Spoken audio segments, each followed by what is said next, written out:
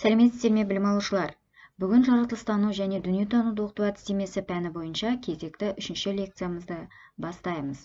Өткен сабақтарда сіздермен бірге біз жалпы пәннің ерекшеліктері, игерілетін білім білік дағдылары туралы, оның мақсаттары алға қойылған, атмосфера, сұлба, глобус, карта деген ұғымдарға тоқталып өткен болатынбыз. Бүгінгі өтетін лекциямыздың тақырыбы гидросфера деп аталады.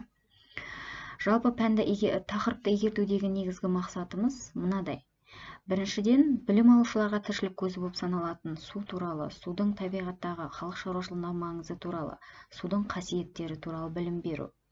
Екінші, дүниежүзілік мұхит, құрлықтар, өзен, көлдер, батпақтар туралы білімдерін тереңірек кеңейту.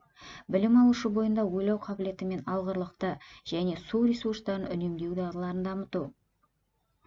Суға байланысты табиғи құбылыстарға бақылау жасауға дағдыландыру, судың қасиеттерін білу сынды мақсаттар қойылды. Біріншіден, судың табиғаттағы және халық шаруашылығындағы маңызына тоқталатын болсақ, жалпы қазақ халқында сулы жер, нулы жер деген керемет айтылған сөз бар. Су табиғи байлық. Ғаламшарымызда алғашқы тіршілік суда дамыған. Сусыз тіршілік жоқ. Ол қан мен өсімдік жануарлар құрамына кіреді. Зат алмасу процесінің жүруін қамтамасыз етеді. Адам денесінде 63% су болады. Су болмаса, тірі ағза өледі. Су санитарлық және шаруашылық тұрмысқа да керек. Тазалық денсаулық кепілі дегендей, су болмаса, тазалықтың да болуы екіталай. Сонымен қатар судың қасиеттеріне тоқталатын болсақ, оның еріткіштік қасиетін айта аламыз. Егер минералды тұздарды ерітетін су болмаса, өсімдік тамыры, өсімдік тіршілігіне соншама қажет заттарды өз бойына сіңіре алмас еді.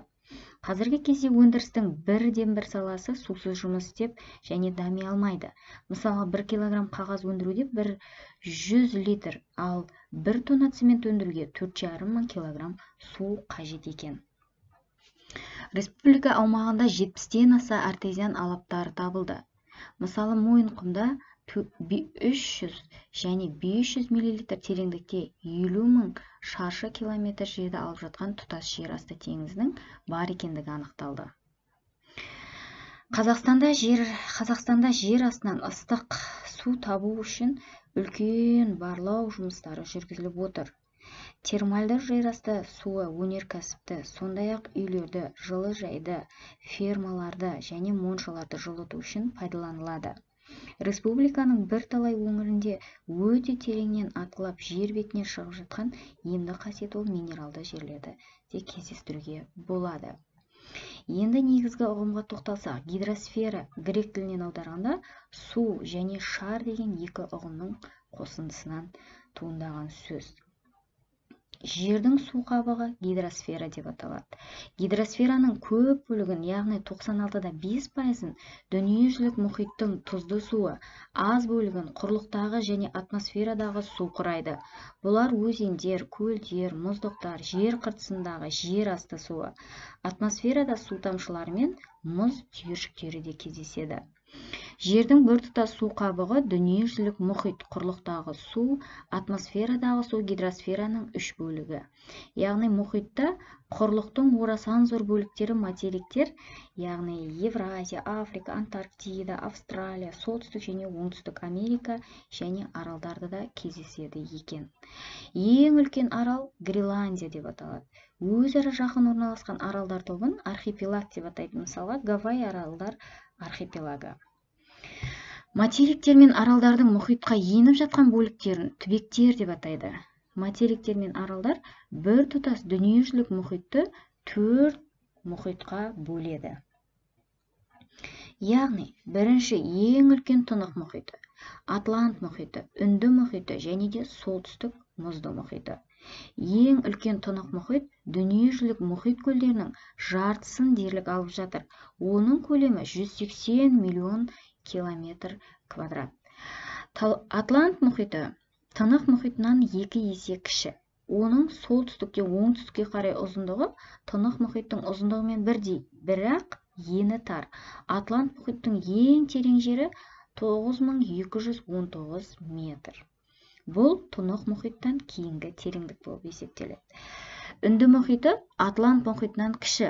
бірақ оның алып жатқан көлеміне 3 материк, 2 Америка мен еркін сыйып кетеді. Африка еркін сыйып кетеді. Үнді мұхитының терең жері 7450 метр. Солтүстік мұзды мұхит басқа мұхиттардың бәрінен де айтарлықтай кіші болып табылады. Енді теңіз. Теңіз мұхиттың бір бөлігі. Теңіз құрлық жағалауында болады. Материкке қатысты жағдайына қарай теңіздер екіге бөлінеді. Шеткі теңіздер және ішкі теңіздер. Ішкі теңіздер дегеніміз материктерге іштері еніп жататын теңіздерді айтамыз. Шеткі теңіздер материктердің шетінде орналасқан теңіздер болып табылады. Сонымен қатар теңіздерге тоқталған кезде шығанақ, бұғаз ұғымдарына тоқталмау мүмкін емес. Шығанақ, яғни залив, мұхиттың, теңіздің бір бөлігі. Ол құрлыққа тереңдеп еніп жатқанымен мұхитпен еркін жалғасады. Шығанақтар суының қасиеттері, ағыстары, онда тіршілік ететін ағзалар жөнінде мұхиттан айырмасы аз. Кейбір шығанақтарды, мысалы Мексика шығанағын теңіз деп айтуға болады. Дүниежүзілік мұхиттың бір бөліктері өзара бұғаздар арқылы жалғасады. Бұғаз екі жағынан материктердің немесе аралдардың жағаларын шектеп тұрған айтарлықтай енсіз су айдыны.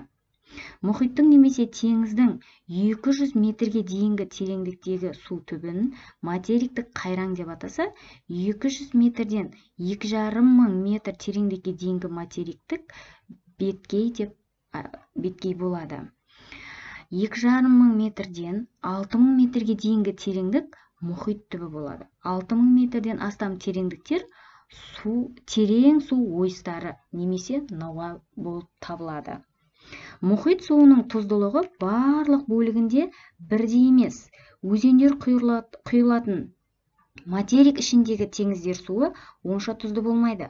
Қара теңіз суының тұздылығы 14-19% болатын болса, Балтық теңізінікі 8-12% болады. Құрғақ климатты аймақтардың аралығындағы теңіздер суының тұздылығы жоғары болып келеді. Яғни жерорта теңізінің суының тұздылығы 38-39%, ал Қызыл теңіздігі 41% тұзды болып келеді екен. Су тұздылығы жауын-шашын мөлшеріне, өзен судың құйылуына, айсбергтердің еруімен мұзды судың булануына байланысты болып келеді. Енді мұхиттық ағыстар. Мұхиттық ағыстар дегеніміз бұл судың көлден ең бағытта үлкен қашықтыққа орын ауыстыруы. Оларды көбіне мұхиттағы өзендер деп атайды. Олардың айқын шекарасы жоқ. Ағыстар тармақтарға бөлінеді, өзара қосылады, иіледі. Гольфстрим, жылы ағыс, яғни Мексика шығанағынан ағып шығатын және солтүстік Африка жағасынан жел айдап әкелетін судың қосылуынан пайда болған. Ұзындығы 3000 км, жылдамдығы 10 км-ге дейін жетеді. Келесі солтүстік мұзды мұхиттан Атлант мұхитына Лабрадор түбегінің жағасынан бойлай суық Лабрадор ағысы өтеді. Құрметті білім алушылар, сіздерге жалпы гидросфера ұғымы, судың қасиеттері, жалпы мұхиттар, теңіздер туралы қысқаша мәлімет беріп өттік. Енді сіздер Естұрсынова Набидолланың кітабын жаратылыстану және дүниетануды оқыту әдістемесі оқулығын қолдарыңызға алып отырып, немесе Мәншүк.kz сайтынан ЦББР арқылы ашып алып, өзендер, көлдер, құрлықтар туралы мәліметтерді өздеріңіз ізденіп, реферат жұмысы негізінде маған сайтқа жүктесеңіздер. Сіздерге ұсынылған ақпараттардың сілтемесі қосымша үй тапсырмасы блогында көрініс табады. Сау, саламатта болыңыздар.